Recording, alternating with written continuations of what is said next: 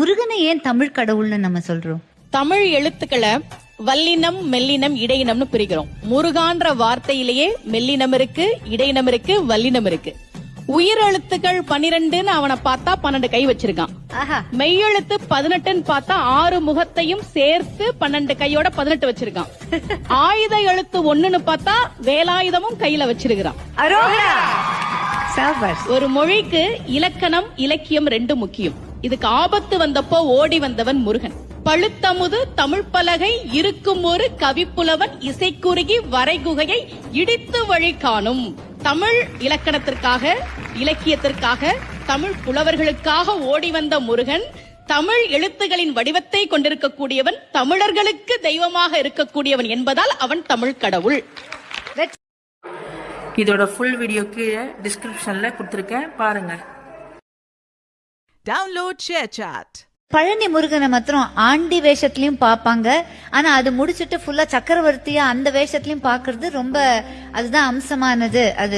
அதுக்கு ஒரு தனி ஒரு ஐதீகம் இருக்கு இல்லையா? அது என்னது? அது காலையில அவன் ஆண்டி குளத்துல இருப்பான், சாயந்தரம் ராஜ அலங்காரத்துல இருப்பான். காலையில நீங்க வாழ்க்கையில எதுவுமே இல்லாம அவன் முன்னாடி போய் நின்னாலும் அன்றைக்கு மாலைக்குள்ளேயே உங்கள் வாழ்க்கையில் அவன் ஒரு மிகப்பெரிய மாற்றத்தை நிகழ்த்தி காட்டுவான் அப்படின்றதா ராஜ அலங்காரம்.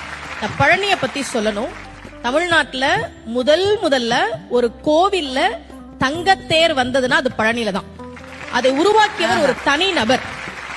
VVCR முருகேசர் அவர் பேரு. 1947ல அவர் மட்டும் ஒரு தங்கத்தேர் பழனிக்கு உருவாக்கி கொடுத்தார். இன்னைக்கும் அந்த தங்கத்தேர் தான் பழனியில இருக்கு. அதன் பிறகுதான் மற்ற கோவிலுக்கு வந்தது. விடுதலை கிடைச்ச கையோட ஒரு தங்கத்தேரையும் வாங்கிட்டாரு போல இருக்கு. ஏன் ஒரு தனி நபர் பழனி கோவிலுக்கு தங்கத்தேர் செஞ்சு கொடுக்கணும்?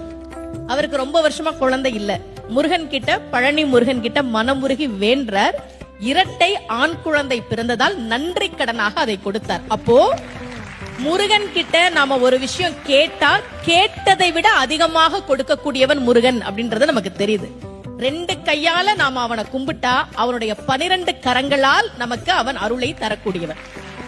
பக்கரை விசித்திரமணி பொற்கலனை இட்ட நடை பற்றி என்னும் முக்கிர துரகமும் நீப பக்குவ மலர்த்தொடையும் அக்குவடு பட்டொழிய பட்டுருவ விட்டருள் கைவடி வேலும் திக்கது மதிக்கவரு குக்குடமும் ரச்சை தரு சிற்றடியும் முற்றிய பன்னிருத்தோளும்.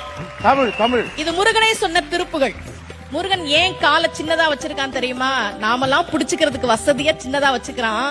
அந்த சின்ன காலை நம்ம புடிச்சுக்கிட்டா பெரிய கையால இந்தா வச்சுக்கோ என்று கொடுக்கக்கூடியவன் தான் முருகப்பெருமான்.